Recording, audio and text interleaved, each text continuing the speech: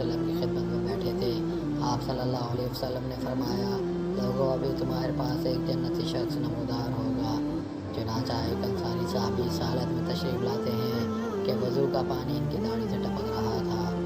اور انہوں نے اپنے جوتے بائیں ہاتھ میں اٹھا رکھے تھے۔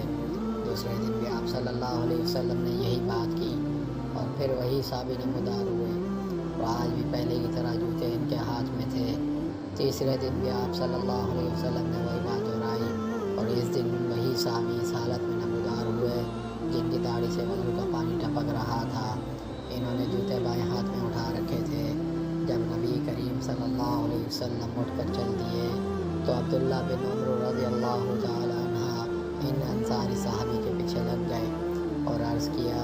کہ والد سے میرا کچھ اختلاف ہو گیا ہے اور 3 دن تک ان سے جدا رہنے کی میں نے قسم کھا لی ہے، لہذا اگر آپ مناسب سمجھیں تو اس مدت تک مجھے اپنے ساتھ رہنے کی اجازت دے دیں۔ انصاری صحابی نے جواب دیا، کوئی بات نہیں، آپ جتنا چاہیں میرے گھر پہ رہ سکتے ہیں۔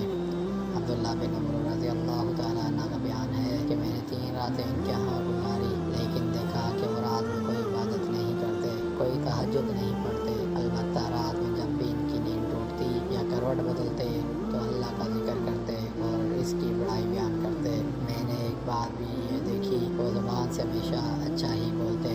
جب 3 دن مکمل ہو گئے اور میرے دل میں کوئی بھی بڑا عمل نہ معلوم ہوا تو میں نے کہا، اے اللہ کے بندے، میرے اور میرے والد کے درمیان کوئی جھگڑا اور ناراضگی نہیں، البتہ میں نے نبی کریم صلی اللہ علیہ وسلم سے سنا کہ 3 دن لگاتار آپ کے بارے میں فرما رہے تھے کہ ابھی تمہارے پاس ایک جنتی شخص نمودار ہوگا، اور تینوں دن بھی تشریف لائے، تو میں نے ارادہ کیا کہ آپ کے پاس رہ کر میں آپ کا عمل دیکھوں، آپ کون سا عمل کرتے ہیں تاکہ میں بھی ویسا عمل کر سکوں، لیکن میں دیکھ رہا ہوں کہ آپ زیادہ عمل نہیں کرتے۔ یہ کیا وجہ ہے کہ آپ اس مقام تک پہنچے ہیں جس کی بنیاد پر اللہ کے رسول صلی اللہ علیہ وسلم نے یہ بات کہی ہے؟ انہوں نے کہا ہے، بس میرا عمل تو بس اتنا ہے جو تم نے دیکھا